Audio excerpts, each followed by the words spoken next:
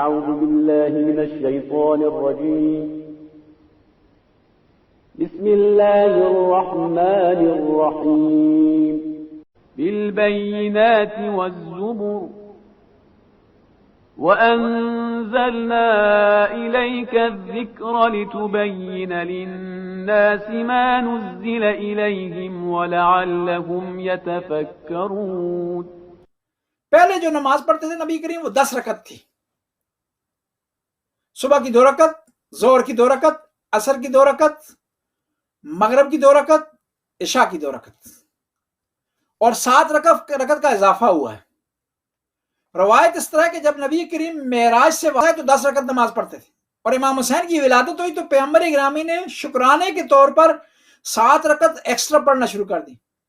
یعنی صبح کی 2، ظہر کی 4، عصر کی 4، مغرب کی 3 اور جو ہے عشاء کی 4.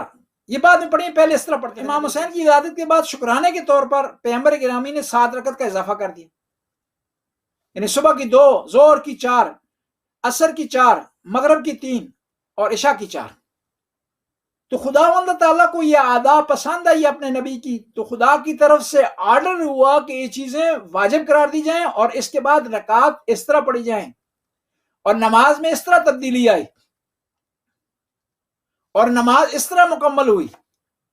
یعنی یکم ہجری کے واقعات میں سے ایک واقعہ یہ بھی ہے کہ پہلے نبی کریم 10 رکعت نماز پڑھتے تھے، اور پھر رکعت میں اضافہ ہوا، اور پھر حکم ہوا کہ 10 کے بجائے 17 رکعت نماز پڑھی جائے، جو فرض نماز ہے، واجب نماز.